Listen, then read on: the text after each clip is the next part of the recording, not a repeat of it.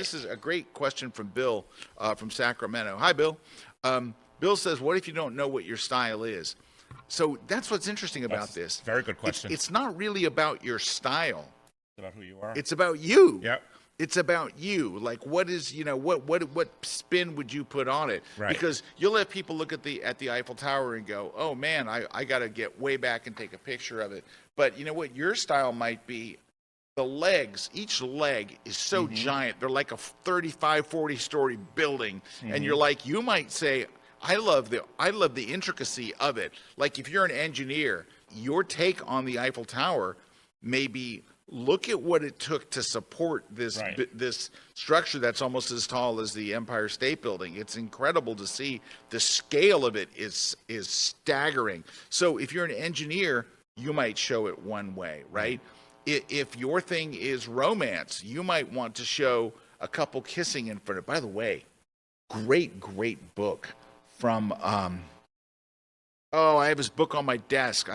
His name is, but he did a book called French Kiss. Okay. And he shows a lot of people in love. They're not all kissing, but older people, younger people, all over Paris, kissing. Yeah. And he put it into her, or just in love, holding hands, little kids. It can be anybody, but you can feel the love in the pictures. Right. And it's called French Kiss, and he's a very famous photographer. If we look up French Kiss, somebody in the control room, look up French Kiss on and be selective about what you show on screen. Oh, there it is, Peter Turnley. Right there it is. That is exactly it right there. And look at it. Look at the couples. Yeah, that's really something spectacular work. And look at these people. They're dancing, right? They're learning. They have a dance class right there. And it's just a wonderful book. And you notice, too, there's a common denominator, Scott, with the pictures that you just showed and the pictures that we're looking here. They all tell a story. Yes. It's not only about the unique individual and the personality that they have, which is really important. It tells a story of that. Two of the greatest compliments that I love hearing as a photographer, when someone says to me, I looked at your photo, and before I even knew, I read the caption, before I even read what it was, I know you took it. That is good. Because it's your style. And the other thing that is when I take a travel photo and somebody says, you make me want to go to that place. You make me want to go there. You make me want to get on a plane. That's the gold standard of travel. Right. Right there, travel photography. As photographers, we're storytellers. We're telling stories, what's coming, not just from our camera lens, but also what's in our hearts and how we see the world. And this goes back to what Bill was asking, like, what is your style? So, Bill, what I would say to you, if you said, Scott, I'm going to Paris, and I just don't know what to shoot, what I would say is, what is that thing that you care about, right? Because there's the first time you go to Paris, but many people wind up going to places again and again and again. What do you shoot when you've been there 12 times? Right. So what I would say to Bill is, find something that you're passionate about. Let's just say, Bill, I don't know what you're passionate about, but let's say that you really love, number one, pets. You could do a wonderful thing of people and their pets. Let's say that you love and you would fall in love with the bakeries in France. What if you did a whole thing and you literally just shot, your story is amazing, bakeries, a taste of Paris, and that's what you did for your project that would propel you through Paris. I did a class, and Bill, if you want an idea of what this is, go watch this course, and you don't have to be a Kelby One member to watch it. You can buy any course. Yes. I think it's $29. And it is about kind of your passion project when you travel. If you go to some place a lot of times, well, in London, I've been to London so many times, I chose something that I find particularly interesting in London, which is the London Tube, the subway system. It is historically very interesting.